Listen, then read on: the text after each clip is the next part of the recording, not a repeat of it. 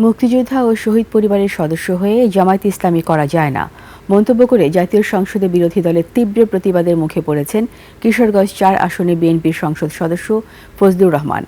ফজলুর রহমানের এই বক্তব্যের পর বিরোধী দলের সদস্যরা দাঁড়িয়ে হইচই শুরু করেন।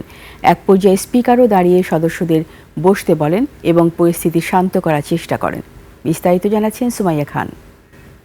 তারা কোনোদিন যুদ্ধে জয়লাভ করতে পারে না, রাজনৈতিক যুদ্ধে, কারণ তাদের পূর্বপুরুষ বাংলাদেশ চায় না। মুক্তিযোদ্ধা ও শহীদ পরিবারের সদস্য দিয়ে মন্তব্য করাই উত্তাপ জাতীয় সংসদ। আমাকে 5 মিনিট সময় দেন, আমি শেষ করে ফেলবো।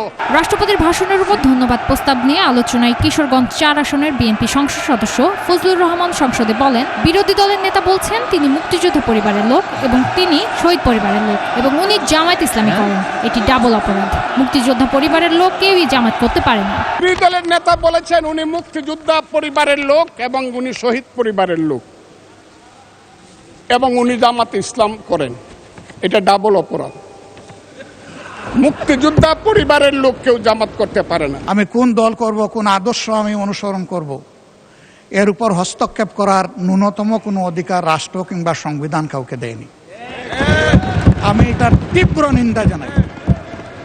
আর আমার আদর্শ সিলেকশনের ব্যাপারে উনি কথা বলেছেন, এটা বাড়তি অপরাধ করেছেন। মাননীয় স্পিকার, তার এই অসংসদীয় অংশটা এখান থেকে যেন এক্সপাঞ্জ করা হয়।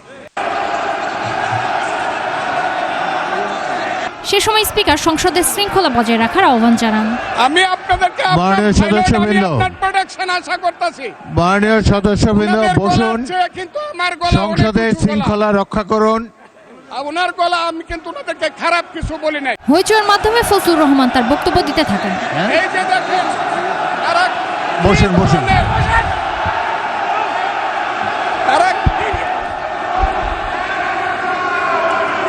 বিরোধী দলের সদস্যরা আবারও ক্ষুব্ধ হয়ে উঠলে স্পিকার ফজলুর রহমানকে অপেক্ষা করতে বলেন। Hold on for a second, একটু অপেক্ষা করুন।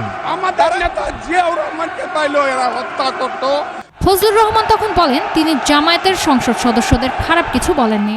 তারা যদি অন্যায় করে থাকে মরে গেছে, বিচার হোক, কিন্তু আমি মনে করি তারাও এই দেশের নাগরিক। সুমাইয়া খান, 21 টেলিভিশন, ঢাকা।